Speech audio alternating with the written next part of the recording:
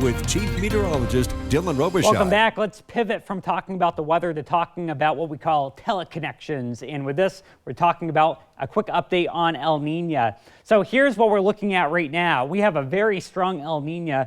And in fact, over the last few months, November, December, and so far January, sea surface temperatures in the eastern equatorial Pacific are running about 1.9 degrees Celsius above average. So that is characterized as a strong El Nino. And the forecast models nailed this El Nino with exactly how they thought it would set up and how warm it would get out there.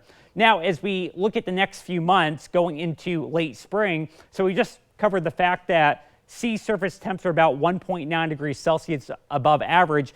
The models are predicting a 73% chance of ENSO neutral by summer, possibly a weak La Nina by the early part of next fall. If that happens, if we get a weak La Nina by, let's say, August, normally that's consistent with temperatures not quite as hot around here. So maybe that could be a good thing as we go into the next few months. Again, this is just a very firsthand look at what we are looking at climatologically.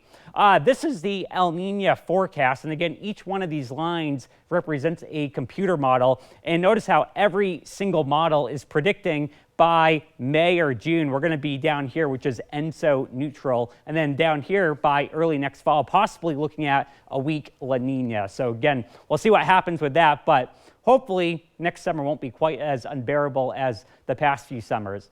All right, let's get back to the weather. And you'll see out there, plenty of showers out there this evening. The rain is going to push off to the north.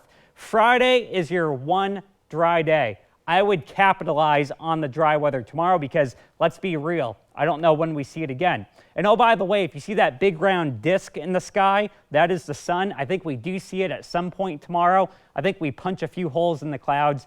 We get the sun to come out for a few minutes, which will be nice to get some of that natural vitamin D that we've been lacking for God knows how long.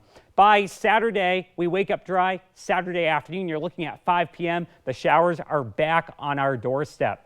And then things turn mild. After all the cold air, hello, warm weather. We'll be about 5 to 10 degrees above average as we go into next week. We have a couple of colder days Friday and Saturday. By Sunday, we're sitting in the mid-50s, and we stay mild through pretty much all of next week. The 7-day forecast highlights exactly what I just talked about. A dry day on Friday, showers push on in for Saturday afternoon, and then all of next week will be pretty wet. And look at that, the Oregon coast coming in at 61 degrees tomorrow. So that should be very nice for you guys. Down in the Umpqua Basin, though, we are looking at a dry day tomorrow. Temperatures, though, stay milder. You guys down in the Roseburg area get that south wind. Everyone else will have a little bit more of a northerly wind, and that's because we have a stationary front that will dictate where the wind comes from. Next 7 days across the Cascades, man, look how wet it gets. Temperatures in the upper 30s, almost the 40s, which is very warm for this time of the year. And then here in the valley, we're looking at temps mostly in the 40s.